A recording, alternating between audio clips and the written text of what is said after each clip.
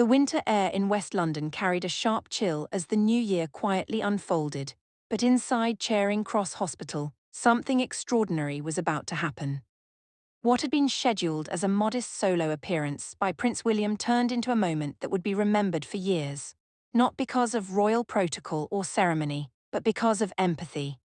Humanity and two simple words that spoke louder than any speech. Princess Catherine had decided, almost at the last moment, to join her husband. It would be her very first public engagement of 2026. There were no grand announcements, no red carpets, no flashing cameras lined up in advance. Instead, she chose a place that still lived close to her heart, a place that had shaped her own recent journey more than the world would ever fully know. She returned to the environment that had once been filled with uncertainty, courage, and quiet hope for her, a hospital. As the Prince and Princess of Wales walked through the doors of Charing Cross, the atmosphere shifted. Senior hospital leaders greeted them first, but it was not long before they were guided away from formal corridors and into the everyday rhythm of hospital life. They moved through busy wards and small offices, speaking with doctors who had just finished overnight shifts, nurses who were barely halfway through exhausting days, and volunteers who give their time simply to make someone else's suffering a little easier to carry. Winter had stretched the NHS to its limits. Seasonal illness, cold weather, and rising emergency admissions had filled beds faster than they could be cleared. Staff spoke openly about shortages, about the emotional toll of watching families wait for news, and about the silent weight they carry home long after their uniforms are folded away. Catherine listened not as a distant royal, but as someone who recognized the tone of their voices. She nodded more than she spoke, her expressions revealing that this was not a story she was hearing for the first time. The moment that would come to define the entire visit happened not in a ward or a conference room, but in a small break area funded by NHS charities together. Staff had been gathering for tea, a rare pause in a relentless shift when the couple quietly entered the room. For a few seconds nobody moved, cups hovered in midair, conversations stopped. Then smiles spread, laughter escaped, and disbelief turned into warmth. Among the group was a volunteer who supports chemotherapy patients. She described how families often sit for hours, waiting for test results or the chance to speak to a doctor, trying to hold on to hope in spaces that feel too heavy for words.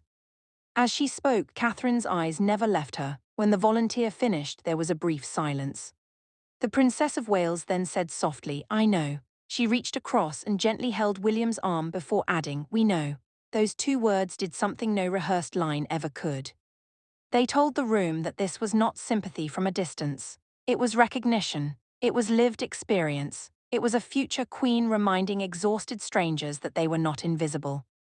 William spoke later to NHS charity leaders, policymakers, and philanthropists, reflecting on how both he and Catherine had come to understand hospitals in profoundly different but deeply personal ways. He talked about his years with emergency services and air ambulances, and about Catherine's recent health journey. He said that walking through those wards that day reminded them of the irreplaceable connection between patients and the people who care for them, the quiet heroism that never makes headlines. Catherine spent time in an art therapy room on a neurological rehabilitation ward, watching patients create pieces that reflected not just creativity but survival. Soft music drifted through the space as a harpist played, and she remarked on how calming it felt. Speaking with a patient, she explained that medical care is only one part of healing, that emotional and holistic support can help time move more gently during the hardest days. She shared how creativity and nature had played a vital role in her own recovery, her voice steady but full of meaning. Hospital leaders later described the visit as a gift to morale.